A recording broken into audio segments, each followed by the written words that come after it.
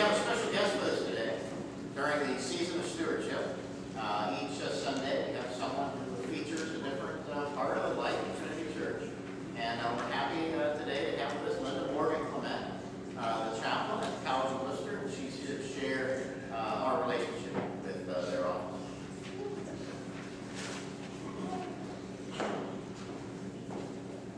Good morning.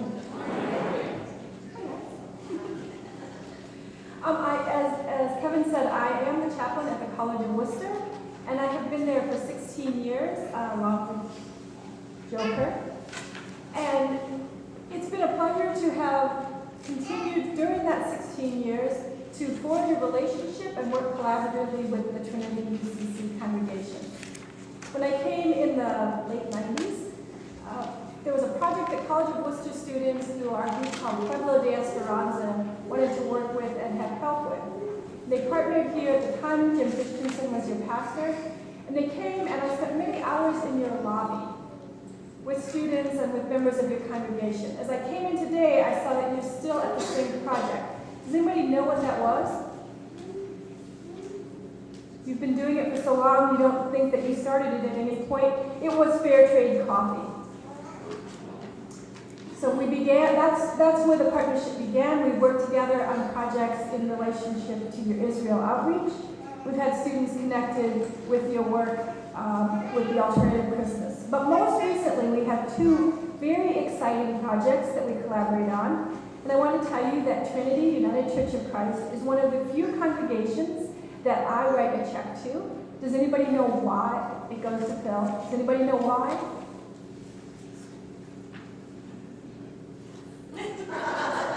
Just because you guys are great? No. We write a check because we collaborate on sending students with the Esperanza Project.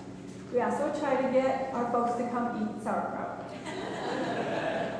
The Esperanza Project actually started because Rena, who grew up in this congregation, came to me one day and said, there's this project, this missions project that I've been going on that has changed my life, and I'd like to have it involve other College of Worcester students.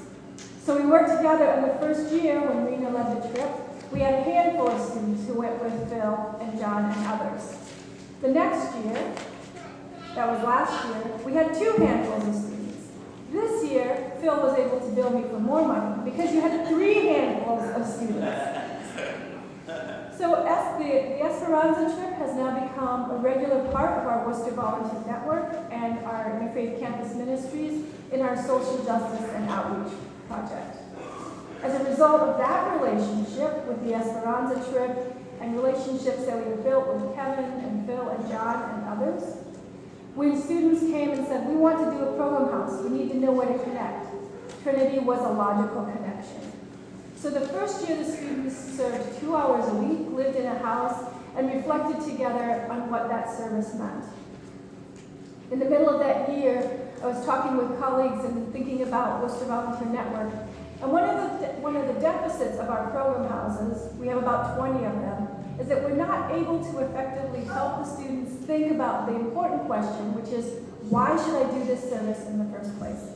What is it about social structures and the conditions we live in that put people in a place of need?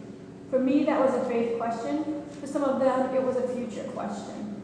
They didn't want to live in a world like that. And so we began to have a conversation with your congregation about establishing what we now call the Poverty House, where students who are interested in learning more about poverty and doing hands-on work and connecting with a very specific project, so that what they're learning with their heads, they're able to enact with their hands and think about with their hearts, is able to happen on an individual basis. So this year you have 13 students, including Ben, who was up here this morning at 8:30 playing guitar, who are connected with this congregation, who are finding meaning in their lives and outlets for changing the world, which is what they want to do, through the service house. They're the ones I call the early risers, because most of what they do, much of what they do, is come and learn how to make pancakes and do dishes the right way. Which are awesome life skills, right? Don't put your dirty hands in clean dishes.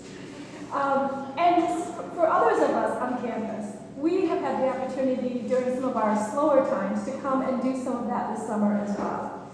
So I want to thank you on behalf of the College of Worcester for understanding the outreach that you all do for young adults who are appropriately in a time of life where they are stepping back from their home congregations and saying, what is it that I want to do with this faith that my parents and grandparents and churches and mosques and synagogues have given me? How will I make it my own? The way they're making it their own is through projects that you all are collaborating with them, in intergenerational projects that make a difference in this community, in the world, and in their lives.